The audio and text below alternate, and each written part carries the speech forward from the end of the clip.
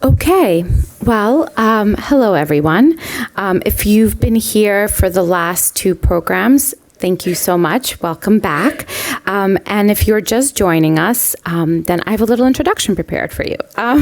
So my name is Bella Naiman. I'm the founder of New York City Jewelry Week. Welcome. Thank you. I like that. Welcome back to day 2 of our 8th annual Jewelry Marathon.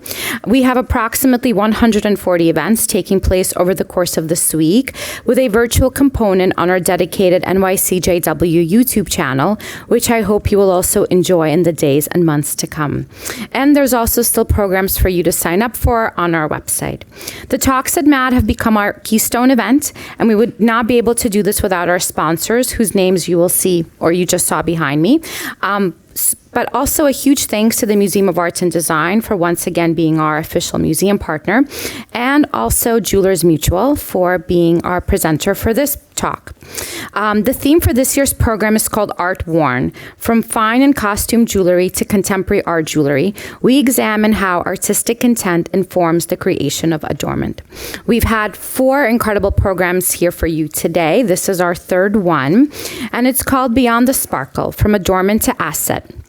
We will welcome Benjamin Macklowe, president and second-generation owner of Macklowe Gallery, who will join financial educator and content creator Haley Sachs, or Mrs. Dow Jones, alongside Gina D'Onofrio, co-director of fine jewelry at Heritage Auctions in Beverly Hills, for a dynamic discussion that explores jewelry as both self-expression and an investment. This program is moderated by Rosina Sammy, founder of the Jewelry Edit, and once again, Jewelers Mutual is a proud sponsor of this program, and we thank them so very much. So without further ado, I would like to welcome Rosina Sammy and our panelists to the stage. And let's give them a big round of applause.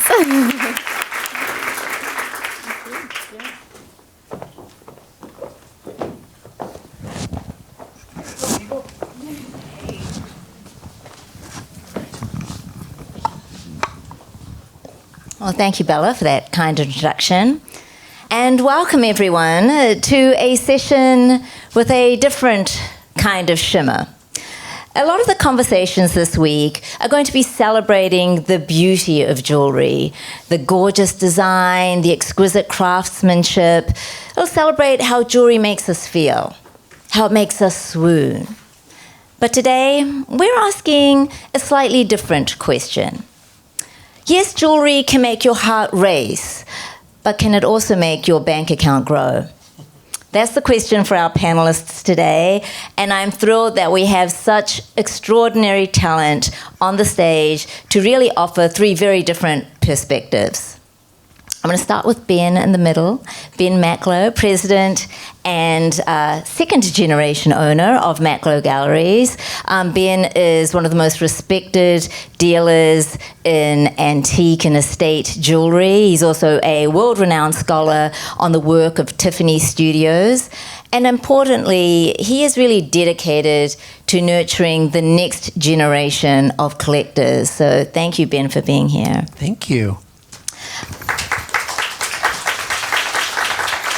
I need to keep you around with me. You're like my hype girl. That was fabulous. Well, okay, good. Let's see how the session goes.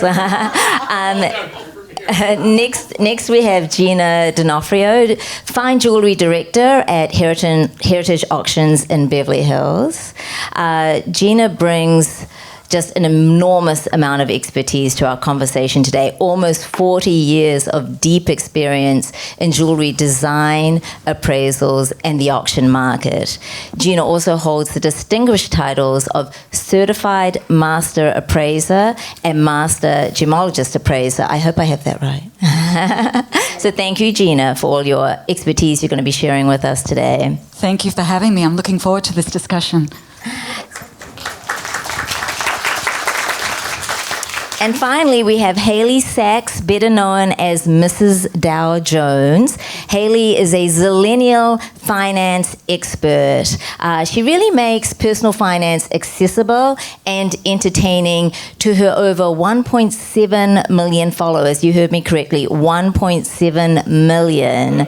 And Haley famously calculated, I loved this little tidbit, famously calculated that Taylor Swift's $550,000 engagement ring It's actually only worth about $532 to her. We won't get into that math today, but the takeaway is that Haley makes finance fun. And so I'm really happy to have you today, Haley. Thank you so much for having me. And I think we'll kick it off with you, Haley, because let's frame this conversation. We're looking at it through a financial lens. Maybe you can start us off by helping us understand, can jewelry be viewed as a independent financial asset? Like, how can we define that? I think that jewelry, and I'm fighting a cold, so apologies for my voice, but I think that jewelry is absolutely something valuable that people are buying. The Jewelers Mutual survey found that it is the third most expensive thing that people own behind their homes and their cars. So it's really important to protect your jewelry and to get jewelry insurance, but that doesn't necessarily mean that it is an asset that is going to appreciate the same way that like the stock market would. I think that requires an expertise to find jewelry. Like if you guys were buying jewelry, I would assume that it was going to appreciate, outperform the stock market. But if it was a regular person who didn't have that expertise, I'm not sure.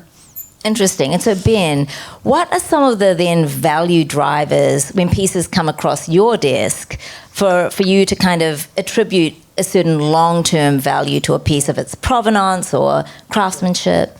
That's a great question. I think that we have to understand that because jewelry is a manufactured item, rarity becomes one of those very strange topics because there's the enforced rarity of a place like Cartier or Van Cleef where they only make a certain number and so people run after it, only certain people get it, sort of like the Hermes handbag way, but that's never been what we sell. What we try to sell, and my mom and dad started the business with very little money, so they really cared about every piece they bought, are pieces that have a special point of view that speak to a moment in time where you can actually look at this and say, this only could have been made in 1900, this only could have been made in 1940. And so it has to be so period appropriate that it will immediately appeal to somebody who's looking to be a collector. Because everything we sell, whether it's the Tiffany lamps or the Tiffany jewelry, really appeals to the same person, which is sort of an interesting thing about our business. And so for me, I really want to make sure that if it's by somebody, that it's a great example of something that they've made. I was looking at a ring by Jar today, but it was just a gold gypsy ring with a single stone in it. It could have been made by anybody in any time period, from 1840 to today. And I thought, why would I bother paying for Jar when it's not really what makes Joel Rosenthal's jewelry so exceptional and special? So I want it to really look like something special. I want to speak to a moment.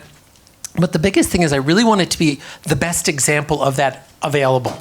Yeah, and that's a big part of it also, because as we go into this time where there's so much available, I'm sort of the buy the best and forget the rest attitude. I love that, yeah. Thank you. And so, Gina, I'd love your take from an auction house perspective. What are some of the driving factors that attribute to a great sort of resale value? Well, at the end of the day, it's always supply and demand, economics 101, right?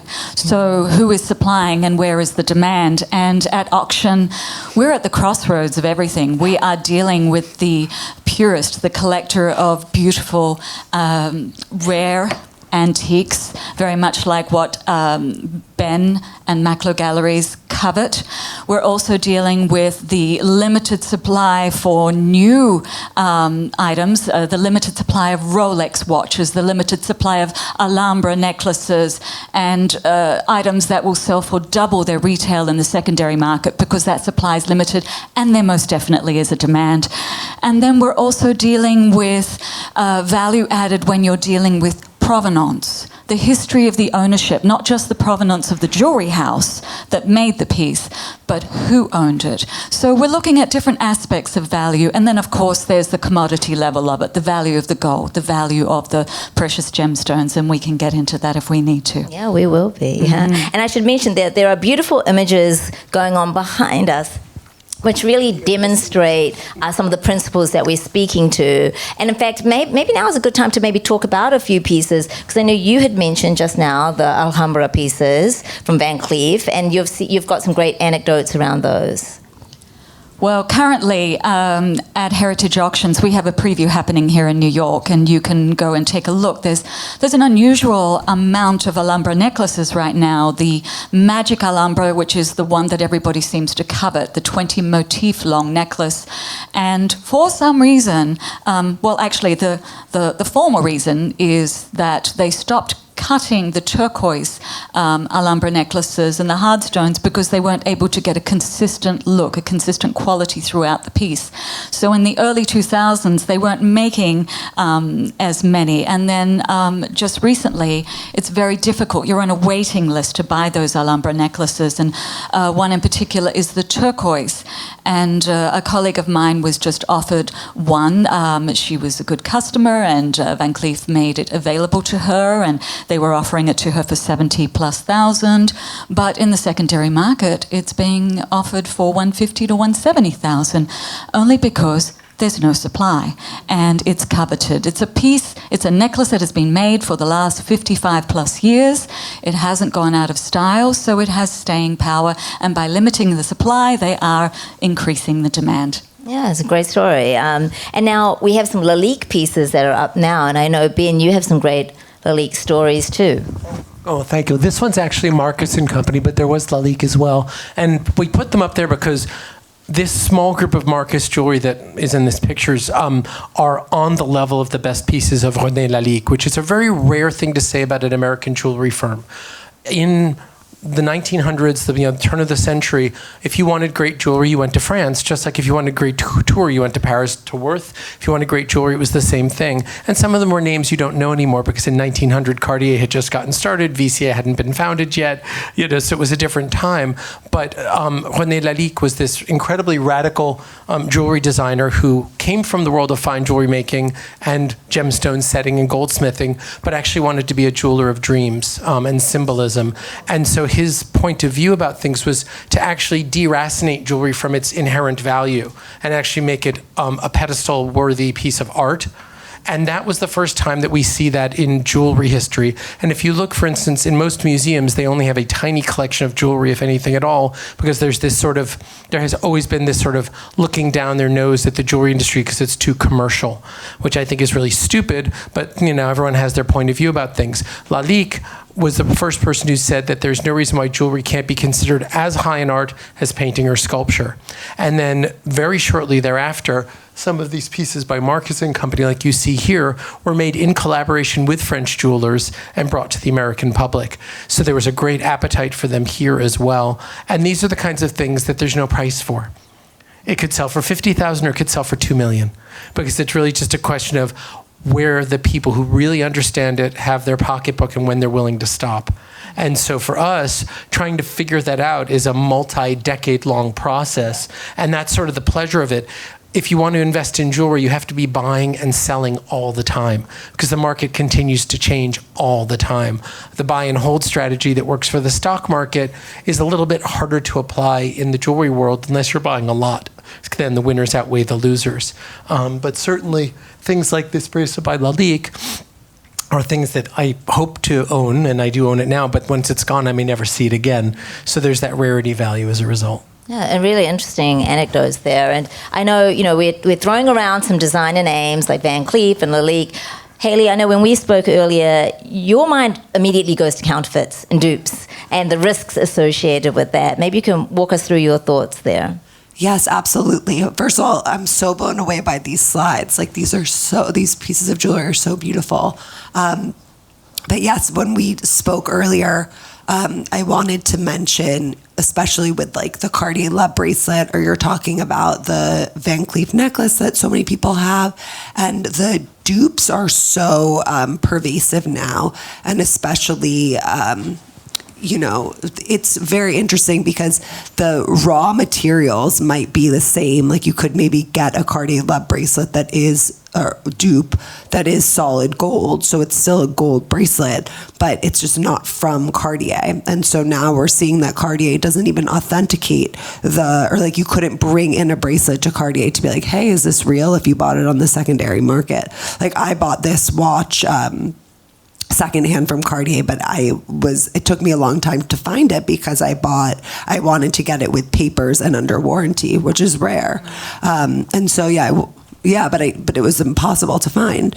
And so it's very interesting because it takes away from value. It really speaks to the importance of working with a trusted advisor. And I know, Gina, you have a lot to say to that about finding people that you want to work with. Yeah, well, AI, let me just put that out there. There's a lot of information, there's a lot of bad information that is coming out with AI because they're just taking everything that's across the web and spitting it out based on the question that you're asking. So garbage in, garbage out. So if you're not completely immersed in the world of jewelry and looking at value and trends and looking at what pieces are, how they're signed and why they were signed in a particular era in a certain way, you can be easily fooled. Something that might cross your desk, new pieces that are signed Cartier, sometimes I'm really surprised at how they're signed. They look like a fake to me because the signature is laser inscribed, but this is something that they're doing now. This is new. So unless you're keeping up with the way they're signing their pieces era by era, and then looking at the way a piece is fabricated, it's very easy to make a mistake. So you really have to talk to somebody who is constantly exposed to these pieces, and even then, get more than one opinion, because sometimes that person is only focused on a particular era and they're not exposed to Cartier from the 1970s and 80s, which is a totally different ballgame. Same with Bulgari, same with any other maker. So be very careful where you get your information from. And if you really want to learn more about it, then you really need to expose yourself to it. I really encourage all of you to look at auction results. We have a very good back database. You can go in and type in anything that you're trying to research, and we have photographed the marks and we have photographed the backs of the pieces, and it will give you a better idea of what something might look like. And try and educate yourself. Go to the previews, handle pieces. Don't just rely on what is on the internet, because it's only giving you part of the story and quite often an incorrect story. That's really good advice. Can I ask you one question? Well, how does it degrade the value of these pieces, though, if you're seeing so many fakes of them and like such good fakes that are impossible to even know that they're fakes? Yeah, it's interesting. You said, how does it degrade the value? But it's quite the opposite if you are able to prove the authenticity of the value, because now authenticity has more value. The proof of a piece, the authenticity paperwork, adds more value to a piece. We just sold a piece, I think it might be coming up. It's a Bulgari heart-shaped pendant. It was from 1970, part of Bulgari's collection that they released when they opened their store in New York, and it was from the playing cards collection. And alongside that necklace, that pendant, was the advert. And so there's the piece that's signed, there's the advert of the piece right next to it, and everything was correct about the piece because of that. And that piece ended up selling for $30,000, and it was just a gold pendant with some inlay stonework. So intrinsically, Haley, nothing there, right? But it was all about the authenticity of the piece. It was a moment in time when Bulgari was coming onto their own in designing wearable jewels. Wearable jewels are very trendy right now, so keeping up with trends, what's popular, this type of thing is adding value, and something like that will sell for more than diamonds these days. Well, Ben, now I know you have some horror stories that have come across your desk, especially related to watches, but we won't go into watches. But maybe you can tell us some red flags to look out for. To the point of watches, most clients say to me, why don't you deal in secondhand watches? I say, because I don't care about them enough. Because the ability, you can make a mistake so easily if you're not deep into how they're made. And I like watches, but I'm just not passionate about them. So it's actually a good point. It's like stick to your knitting, you know. But for me, everything is guilty until proven innocent. So the number of mistakes goes down a lot in the gallery as a result of that. And when I'm about to make a mistake, somebody from my team usually catches it, and vice versa. So, like, to your point of asking more than one opinion, I think it's important. But actually, can I ask a different question? Sure. I've been sort of luxury adjacent my whole life, right? My parents started this business, but we're not the fanciest of people, and I've always found this sort of the enforced scarcity thing to be a really hard thing to get my brain around. What I particularly don't understand with a company like Rolex or Van Cleef, they're selling something for $20,000 that then can be turned around and flipped on the open market for double or triple that. Why is that a smart business decision on their part? Maybe you could speak to this, Haley. Why wouldn't they just raise their prices and still enforce the scarcity? I think that the reason they won't, I mean, first of all, their prices, they do raise them. Like, I feel like they're consistently raising them.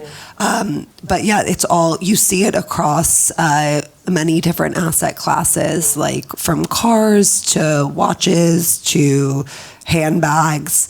And I think that that's what gives things value, is just the fact that there aren't that many of them. But what's also interesting, though, is like we're talking so much about assets and like the liquidity of assets. And it's like with the stock market, it's very easy, right? Because there's always a buyer for a stock. You could sell a stock tomorrow. You don't have to wonder who's going to buy it.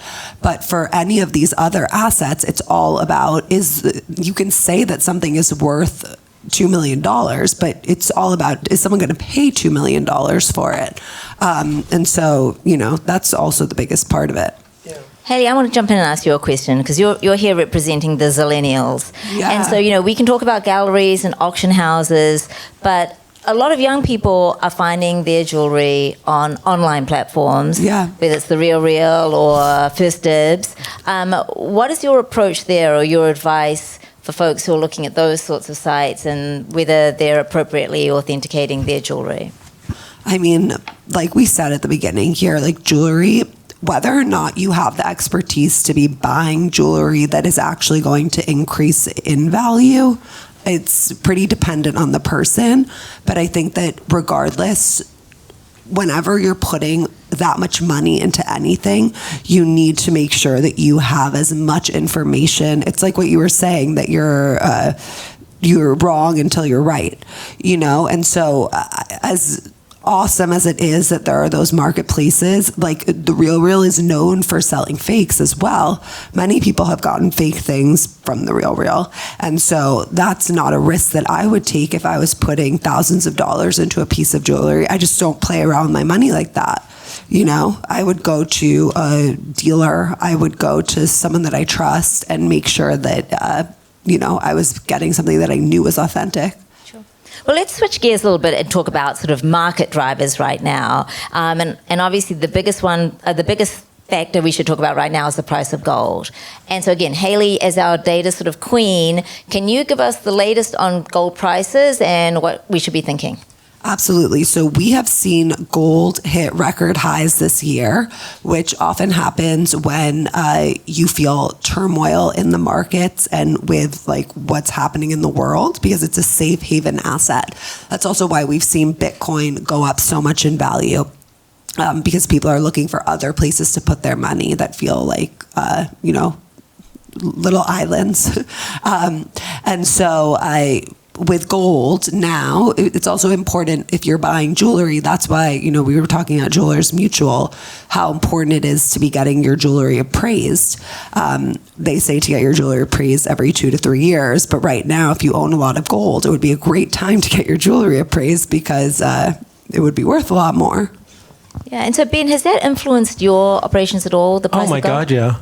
I can't tell you how many times I'll look at a piece of jewelry from a dealer or from a member of the public, and it's, a lot of the material that we buy, we've done it more than once because these are manufactured items. So I'll be looking at a VCA bracelet from the 70s, to use Gina's term, and it's a piece that I sold recently, let's say 3 years ago, for $20,000, and I'm looking at it and the person wants $15,000 for it, and I'm thinking, well, that makes sense. And then I put it on the scale and it's $16,000 worth of gold today. Wow. Where it makes absolutely no sense. And also right now there's this real, I think, a real dislocation from what I think of as the aesthetic value of jewelry versus its intrinsic value if it's a gold heavy product. So that to me is a little bit concerning. That's usually when as an investor, that would be usually the time when you take your foot off the pedal. Yeah, but that's not necessarily, but as a dealer, you just keep trading in and out of markets. Gina, what's your perspective? It's interesting because, the demand for gold, it's also colliding with what the trends are right now. Big, bold gold, 80s look is suddenly becoming popular again. Wearable gold, gold jewelry that doesn't have a lot of diamond or gemstone. It's quite shocking to see what it sells for, but just a little context for those of you who are not aware. In the last 5 years, the value of gold has literally doubled. It was $2,000 in 2020. August of 2020. So that's how much more it's worth today. So it is affecting jewelry design today as well. And a similar thing happened back in the 70s. The price of gold soared. And what happened, major jewelry houses and leading jewelry designers turned away from using a lot of gold in their jewelry design. So they turned to using wood or alternative materials and metals. And that type of jewelry is also becoming more desirable today because it really fits the narrative of what we're doing and wearing. And we also don't want to wear quite so much bling because we've gone a little bit more casual. COVID has really changed everything for us, how we dress, what we buy, and what we invest in now. Gina, I know you mentioned to me that gold has caused some waves, but you really said that coloured diamonds are what's making the biggest impact for you right now. Yes, it's going to be very interesting to see what happens at our auction. We have right now a beautiful pink diamond that is 6.17 carats, and it's a very high clarity. It's a VVS2. And it's very unusual to see a pink diamond of that size that is that clean because of the conditions these diamonds grow under. They are normally heavily fractured and full of inclusions. So this is quite a coveted diamond, and it's an oval shape, which makes it even more special. The Fancy Colour Diamond Research Centre did a study recently, and just in the last decade, the value of pink diamonds have gone up 116%. It's definitely a moving target. It's something that you want to hold on to over time to see it appreciate. And sometimes it doesn't always go up. I think we did recently talk about that blue diamond that's sold. I noticed the blue diamond with Christie's, correct? At Christie's. The melon. The bunny melon fancy intense blue. I worked at the original auction preview when it sold the first time round. And something that we all have to take into consideration when we're looking at the value of a fancy colour diamond or anything important at auction is if it has sold before, what context did it sell in? This particular diamond sold back in 2014, I believe it was, as part of a collection, a single owner collection of Bunny Mellon's jewelry. And she was an amazing jewelry collector with a fabulous collection of jewels, coloured diamonds and signed jewelry. And of course, there was the name associated with it, Bunny Mellon and Paul Mellon of Mellon Bank. So that provenance does tend to add value for a jewelry collection when it's all offered together at auction. There's a lot of media hype, it gets a lot of attention and higher bids as a result. But when you take one of those pieces and you offer it a few years later, it doesn't have the same groundswell of media and attention, and it doesn't perform quite so much. So be very careful where you're getting your information from when you're using past results to inform your future purchases. So, of course, you touched upon diamonds, and there we do have to address the elephant in the room. I don't want to derail the conversation, but I think we should all maybe talk a little bit about lab-grown diamonds and mined natural diamonds. The last statistic I read was that over 50% of engagement rings now use lab-grown diamonds. They're both out there in the market. So, again, I don't want to turn this panel into something different, but maybe we could just have your hot take on this Absolutely. issue. I was appraising independently for many years. So back when the first commercially produced colourless lab-grown diamond, that's when things went crazy, when they were producing colourless diamonds. At the time, in around 2000, they were 1-to-1, the value of a lab-grown versus a natural. Today, a lab-grown diamond is about 5% of the value of a natural mined diamond. So definitely wouldn't consider it as an investment. But yeah, I believe they're still here to stay in the marketplace. You just have to view them a little differently to natural mined diamonds. Ben, what do you think? I'm really glad that I'm not a diamond dealer. But I've always felt that way because it was a fake market to begin with. It's a market created by a monopoly, and there's a lot of, I love diamonds. So let me make that clear. I think anything a gemstone can do, a diamond can do better. Okay. It's just more refractive, it's more brilliant, it's harder, you can do more unusual things with it, but it's not a storehouse of value. And so that whole diamonds are a girl's best friend thing, we really need to come up with a different tagline now, because it is really a different thing. And we will never deal in lab-grown diamonds because we deal in collectible jewelry of real lasting value. But there's no reason if my sons who are still very young are, wanting to get married and have $138,000 of college debt, which is about average for an American, and, a job making $78,000 a year, which is about average for a 25-year-old American if they're doing well, and they're about to spend $50,000 on a diamond, or they could do the same thing for $4,000 for a lab grown. It's hard to say no to that. It absolutely is. It's very hard. It becomes an unbelievably different value proposition. And Haley, you probably see a lot of that. Yeah, I think you bring up some really good points about like the affordability, because, jewelry is such an amazing marker of an occasion, an engagement ring. You want to celebrate that. But I also have seen with lab-grown diamonds that people are wearing like monstrosities, and they're making the $78,000 a year, and they're, wearing, and it feels sort of like the same economy that loves buy now, pay later, or just all of these like looking rich instead of being rich sort of things. Not just say that an engagement ring, all of like the jeweler's mutual information, that all of the statistics, it's not that an engagement ring is necessarily this amazing investment, but it's an heirloom. It's something that can be passed on and that will hopefully at least retain its value. But I think that, it's a sort of like wanting to look rich instead of be rich. And I also think that younger generations are really misled about lab growns because they think that they are somehow better for the environment, but actually they use so much fossil fuel to create them because you have to, in a man-made way, recreate the pressurized process of making a diamond. So it takes a lot of energy. And I think that it's a little bit like cheating. Well, I think the takeaway is that they're not going to be worth a lot, but they certainly save you a lot of money. It'll save you money, but you have to wonder, why are you wearing it? Like, are you trying to cosplay as something that you're not, or is it like a beautiful thing that really is like meaningful of your love? And in that case, I'm all for it. Sure. Well, let's maybe focus now, like big picture, on a few takeaways, especially for the audience. So there are obviously, designers in the audience. When they're creating jewelry, maybe Ben, I'll start with you. Like, what are some factors that they should think about when trying to create long-term value in terms of what they're making? That's a very interesting and very difficult question to answer because nobody has a crystal ball. But, if you watch Shark Tank, one of them says, profit means everything. And when you're a jewelry designer, if your clients aren't buying what you're creating, then you probably should think carefully about what you're making.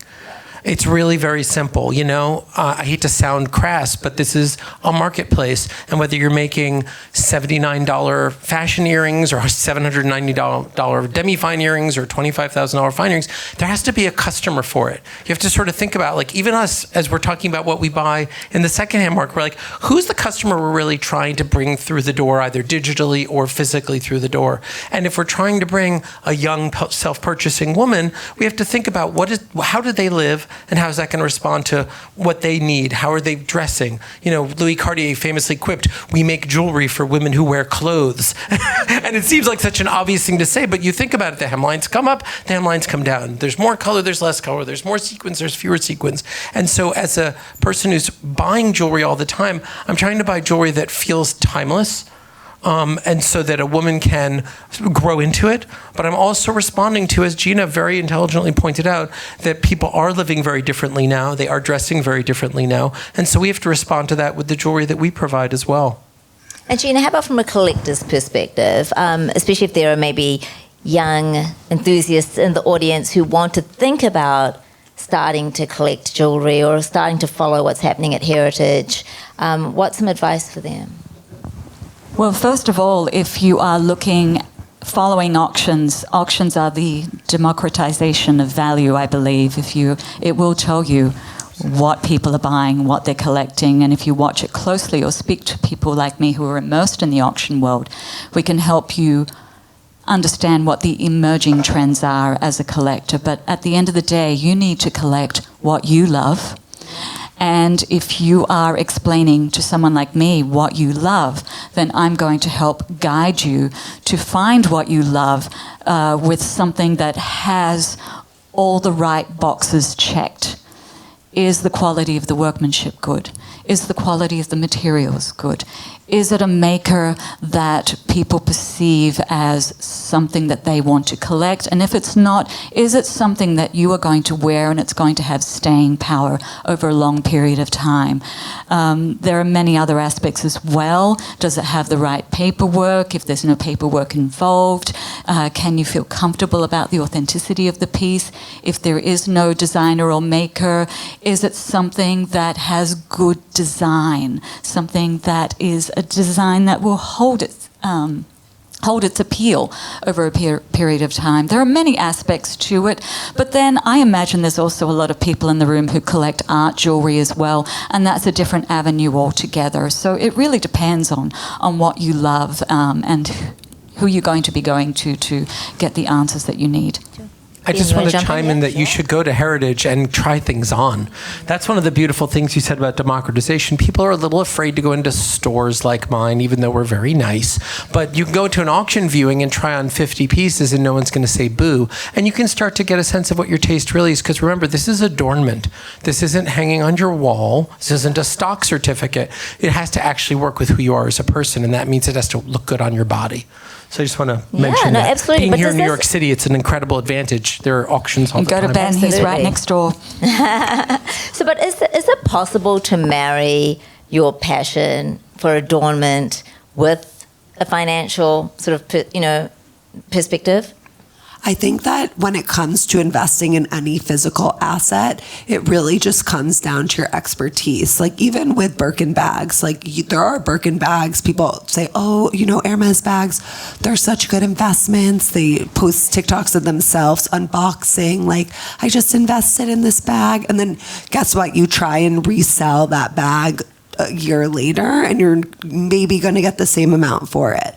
It's only the, crocodile Birkin that is so rarely made that you never wear, that is sitting in a box, that's actually you're seeing the huge returns for. So I think that it really is about having that expertise, but also having that deal flow. Like you were talking about your friend who was offered the necklace from Van Cleef. So it's also about having the opportunity to actually buy the pieces, which requires buying other pieces first. So it really is this whole game to it. And Ben, I know you play the game well, and you're wearing some pieces that probably demonstrate a couple of interesting stories around appreciation. Well, I'm a dealer first and foremost, but you can't help but be a collector as well when you're a dealer. But I always try to have the very, very best things for my clients. But every now and then, things end up in my personal collection, like this ring. But for me, they're numinous objects. I bought this in Italy with my wife on the occasion of my parents' 50th wedding anniversary. So for me, this is the value that I will get out of this has nothing to do with what I may one day sell it for. And I really believe that, it's a very hard thing to ever realize a profit on jewelry you buy, even as a professional. So as a private person, it's particularly difficult. So you really have to want it. And I think that we live in this Zara age, where people are just consuming all the time. If I can leave you with one thing, it's to say, buy much less. Yeah. But visit it a few times and make sure you really love it and that you can afford it, because then it becomes special. My parents sold this ring in 1972 to a man named Ira Simon in Chicago. It's René Lalique. And then we never saw another one for the ensuing 52 years. And then just by chance, Mr. Simon left it in the Macklowe Gallery box and gave it to a friend of his because he had no heirs when he died. And the friends were like, Macklowe Gallery, looked us up and they're like, oh yeah, we know you. Would you be interested in purchasing this? And I mean, it's like a once in a lifetime thing. And I put it on my finger and it just slipped right on. And I felt like, there's no way I'm going to sell this, no way. But I love that you tell us that story, because it really comes back full circle to actually how jewelry makes you feel. And I think that's probably the biggest value that we can get from jewelry. Yes, we can talk about about numbers, and it's interesting to look at the data around gold and diamonds. But at the end of the day, that's the beauty of jewelry, and that's what it delivers for us. But how many items can you own where you can wear it for decades or from generation to generation and enjoy it and then still turn around and sell it and get money for it? I can't think of many things, yeah. And something that you're wearing usually every day. Yes. So if you look at it from like a cost per wear, it's nothing. One way to think about it is to think of jewelry like a bond. The return on the bond, like the actual coupon, is the pleasure of wearing it, and then when you go and sell it, hopefully you've gotten your money back plus a little something. Yeah, I think that's all that anyone should want from jewelry. And that really takes away the guilt when you're ringing up the purchase. I love that. Okay, I'm going to keep that in mind. But before we open up to questions, because I do want to give the audience an opportunity to ask probably some pretty good ones. Maybe we can do a little takeaway, and I think we've maybe already touched on this, but I'll start with you, Gina. If you're going to buy jewelry, what's the best lens to look at it through? I guess it's just a sum up of everything I've said.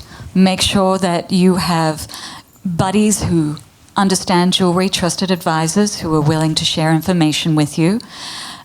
Make sure you buy something that has lasting power. It's not too fragile to wear for a long period of time, because you want to hold on to it for a long period of time in order for it to possibly escalate in value, but at the very least maintain its value. And buy something that you're going to wear, that you're going to enjoy.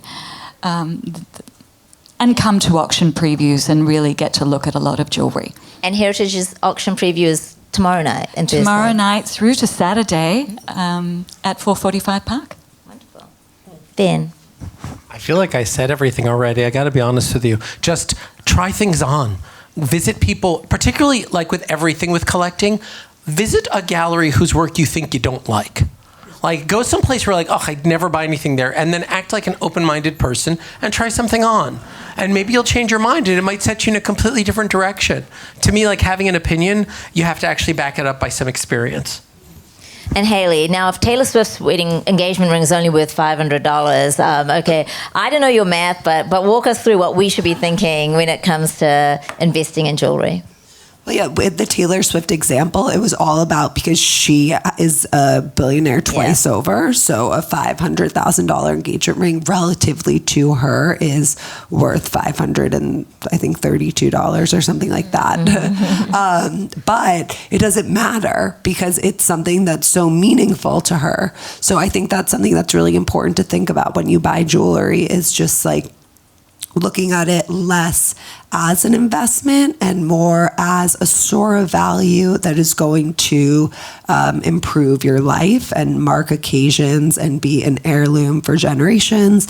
And, make sure that you also have jewelry insurance, because it is, like we said, the second most expensive thing that most people own besides their house and their cars. And so if you lose it, it's heartbreaking, and you shouldn't have to go through that. Well, I think the bottom line is we all love jewelry, and jewelry does make you feel good. And so buy fewer pieces, but really invest in things that mean something to you. I think I'll now open it up to some questions. So we'd love to take questions. I might have to steal your microphone, only because we have only one wireless mic. Okay. So if there are questions, we'd love for you to ask them. I'm happy to pass. Do you want to pass the mic around? All right. Go ahead. So if they're that's perfect. Thank you. It's the three graces. And what's crazy is that Thank you very much, everybody. I appreciate your commentary. I'm sure there are many other people here in this audience who are independent designers, and we've looked at a lot of jewelry that is from the past, but looking forward for jewelry that's new. What recommendation would you make? And I would just like to make a little comment. Going forward, when you're a designer, sometimes you don't have the ability to purchase a large pink diamond to put into your stone. So the artwork is not diminished by the stone. So if a jewelry artist is listening to their customer, and their customer wants something that is lab created, how do you assess the value of the artwork, which which is in that, which is new, but does carry a lab diamond, and it's not a natural diamond. Can we take a crack at this? Sure. Well, first of all, as a person with zero talent in creating, I have such extraordinary admiration for you and all of you any of you out here who actually not only have an idea, but to make it happen and then have the courage to put it in front of the public. So good on you, because a lot of people can't do that. The hard truth is that in the secondary market, we value lab-grown diamonds at zero. Yeah. Zero. Not $1. If you have a beautiful setting with a central lab-grown diamond, we will assess the value of the setting based upon its artistic quality and the internal materials of it. But there's nobody buying in the secondhand market today who does things differently from what I just said. So there's the my reputation part as a designer part, and then there's the financial part of like my client just can't afford a $25,000 diamond. So you just have to accept, I guess, that that's where the world is now. It's unlikely to change. Gina, go ahead. The question that you're asking is it acceptable to use a lab-grown diamond? That's what I'm getting from your question. I don't know. Maybe we just need to look at that a different way, because I did have jewelry design experience a long time ago, and basically, I mean, I don't want to speak for every designer in the room, but you're trying, I feel, to work with what your aesthetic is, and then translate it to something that your client can identify with, right? That's if you're doing one-of-a-kind bespoke pieces. There is nothing wrong with using a lab-grown diamond. There's nothing wrong with using anything. Use a piece of glass if it is part of your aesthetic. I mean, Lalique worked with glass. Yeah. His pieces are now in the millions now. So there is nothing wrong with that, but you have to work to make sure that you're being true to your vision, the execution is good, and that it is something that is going to be worn and appreciated as a work of art, or worn in appreciation of something that reflects the wearer.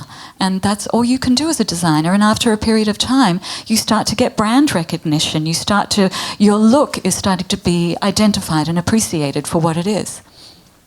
I'll just borrow your mic. I think, at the jewelry that we sell over 80 different designers, and there are a lot of designers who maybe off the record will create pieces using lab-grown diamonds, and it's because that's what the market seems to be demanding, especially from younger folks. So I think, it is a dance that everyone is having to sort of navigate right now. Yeah, it's just that we're dancing in the secondary market, so it's a very different thing to look at compared to what you're working with. Yeah, you have to look at who your customer is and think about how much they can spend and what they're looking for. But it's also not binary. I mean, there are other options. For example, there is color that you might use. There are stones with certain properties that are, quote, natural as opposed to lab-grown that may take that place. And you may find the taste equation and the aesthetic demand shifting as a result, so that it isn't just, am I going for a real diamond, quote, or lab-grown stone? Yeah, I mean, Verdura made earrings with what they called Herkimer diamonds. For those of you who don't know, it's a mine in upstate New York that has really beautiful rock crystal. But when it's faceted, it looks kind of like, a diamond. And to Gina's point, Lalique didn't believe in the primacy of the 4 major gemstones, well, 5 if you include natural pearls. He would use white zircons and white sapphires all the time. Would Lalique use a lab-grown diamond? Possibly, because he used galalith, which was fake ivory, man-made ivory. So, as to Haley's point, you have to think about how this reflects you as a creator and also what you're trying to do for your reputation. Okay, we have another question here. Grabbing the mic for you. Okay, well, I was going to comment on some of the things that, just from a perspective, we have a couple of companies and some brands and stuff. I'm not a designer myself, but we do sell and work with a lot of designers, and I would say we're selling for engagement rings about 70% are lab-grown diamonds now. And I think there's another aspect to it. The reason why people are buying it is not to really seem rich. It's because I do agree, and I speak with people about this all the time, that when you're looking across the room, you can see a diamond. it's like if you're the right light, diamond is very distinguishable from any other kind of stone out there, and I think it looks beautiful. And so people are buying that, I think, for that reason, something that was not accessible to them before. And you can see like things like people wearing tennis bracelets now. In the past, somebody needed to buy his girlfriend a tennis bracelet, needed to make $150,000. You know, now the average guy can buy a tennis bracelet for his girlfriend. So I think while it's taken a lot of things out, it's also bringing a lot of people in. And I think that, and to tell somebody that their engagement ring doesn't have meaning because it's a lab diamond would be like absurd, you know. I absolutely agree, because there's something about inclusivity and allowing people to enjoy that. It's not always a judgment about looking rich. It's sometimes about letting people enjoy that sparkle, and there's nothing wrong with that. I had one comment and one question. So regarding like lab diamonds, I would say I would just say engagement rings in general and not an investment. If you want to invest in something, maybe put like a down payment on a house or a nice honeymoon or whatever you figure, you will lose less money most likely on the lab diamond than the natural diamond when it comes to sale. Like if it's worth nothing, you still lose less. So from like an investment perspective, that's one thought. But with more of like a positive outlook on the investment of jewelry, are there any stones or materials that you see are really trending well? Like sapphire prices have gone up. Oh my God, well, in the last 25 years, the price of untreated sapphire, ruby, and emerald has just, and spinel have just gone through the roof. I remember in 2008 when the GFC happened, for those of you too young to know what that is, that's when there was the global financial crisis. Somebody I knew was a major sapphire buyer and had just spent like $2.5 million, back when that was a lot of money, but really spent all this money on unheated cashmere sapphires. And they were all gorgeous. I said, "You're out of your mind." He said, "Ben, I haven't seen prices this cheap for sapphires in 30 years. And everything he bought that day, if you added it up now, would be close to $100 million of value. Now, he's a blood and guts professional buying in a really distressed situation, but yes, now, given the fact, back to the discussion, like I'm not a gigantic gemstone dealer, but if you really think about rarity, if you said to me, putting this whole conversation about lab-grown diamonds aside, imagine they don't exist. If you came to me and said, "I'm a billionaire, I want a bracelet of all 10-carat D flawless round brilliant cut diamonds," I'd be like, "Okay, give me a few weeks." If you're a billionaire and say, "I'm a billionaire and I want one perfect untreated Burmese ruby that's 5 carats," I'll be like, "Maybe I'll see you in 10 years. Dream on. Dream on." And so rarity in gemstones is really about untreated natural gemstones. So I feel like that's an area that Macklowe Gallery's been pushing into because there's so few beautiful ones out there. But just some statistics on natural mined diamonds, and I'm not even a diamond fan, but I deal in a business where we are dealing in diamonds, natural mined diamonds. There are only so many producing sources for natural mined diamonds, and they will be depleted within the next 15 to 20 years. We have one more question. We have one question here, and then I'll come to you. Hi, I work with estate jewelry, so I don't work with lab-grown diamonds. So my question is really about the fine jewelry part of it. We work with private collectors in Asia, and we show signed vintage pieces in Shanghai and Hong Kong. And so I do want to say a lot of jewelry pieces are raising up the price. Like, for example, it really depends on the demand. Like, we sold Mario Buccellati bracelet like 3 years ago. It was like, we sold it for $30,000 with some major gemstones. But right now, you cannot buy anything like that for under $60,000. So it was definitely double, triple of the price. And some of the pieces we own, like Cartier Panzer from like 60s, 50s, they are definitely triple the price for today. And but I do have a question for you guys, because when I work with my private collectors, a lot of things they ask is about values. Like, you know, is the price gonna raise up the price? Because all the jewelry that we're dealing with are high tickets. And with gallery basis and auction basis, people look online for information. Like collectors are smart; they are looking for information as well.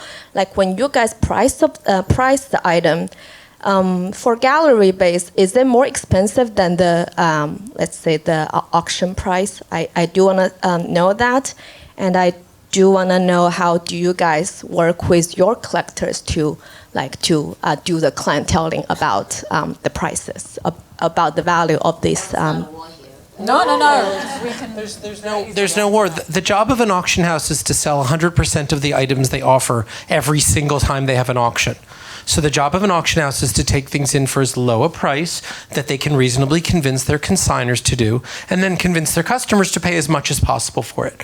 That's a very perfectly straightforward business model, and actually Heritage, for whom Gina works, is the most honest auction house in America.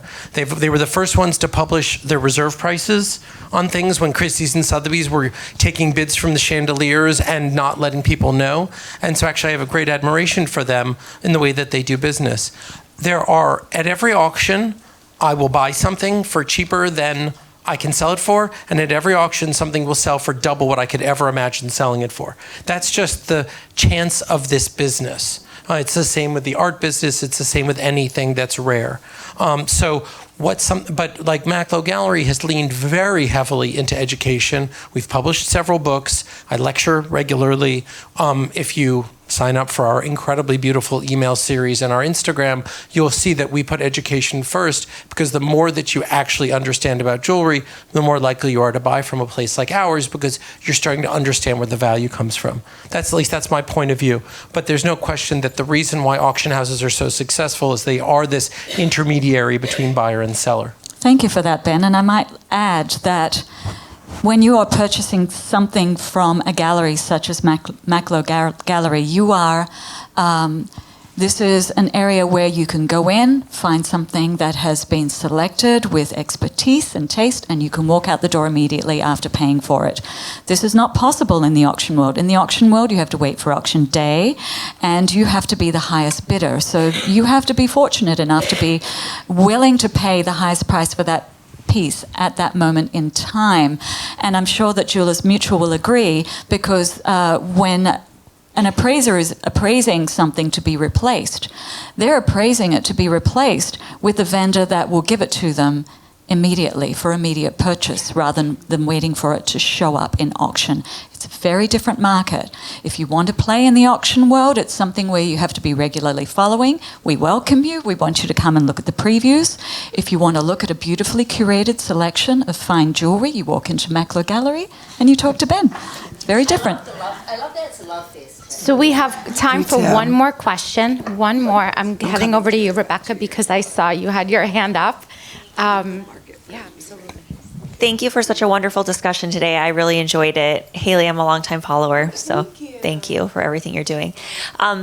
Ben and Gina, I wanted to ask you, all of you kind of touched on the customer, and so I was interested in hearing a little bit more about how your customer has evolved from the demographics of, who is coming to the auction house, who's coming to your gallery, who's buying these beautiful pieces like we're seeing behind you. Can you talk a little bit about who is investing and has that demographic changed?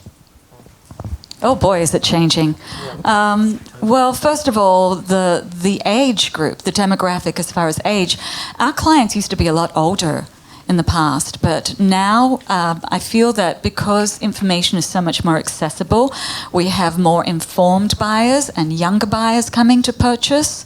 We have, because of the nature of our auction platform, we have different tiers of pricing. We have our more affordable weekly auctions and monthly, and then we have our catalog auctions. So there's different pricing tiers, and so we find that there's a lot more younger people who are just dipping their toe into the auction world, going into our weekly auction. So younger buyers, buyers with less money, who are just, trying to see if it's the right fit if it's the right fit for them.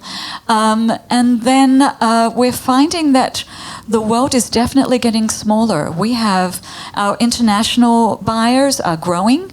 This young lady in front of me who was asking for her investor collectors, it was really interesting to see that there are more people in Asia that are ready to buy vintage jewelry, and that was not the case in the past. So there are more people buying jewelry all over the world, and sometimes I'm really surprised where a piece sells. Can I ask you a question? So, like, we often see with international buyers that they buy real estate in Manhattan. Like, did you know that 40% of New York real estate is unoccupied and owned by just, like, shell companies? 40%. Isn't that crazy? 40% of all 5 boroughs? No, I mean in Manhattan. Like, Okay. Yeah, luxury. Okay. Sorry. But it's still so crazy.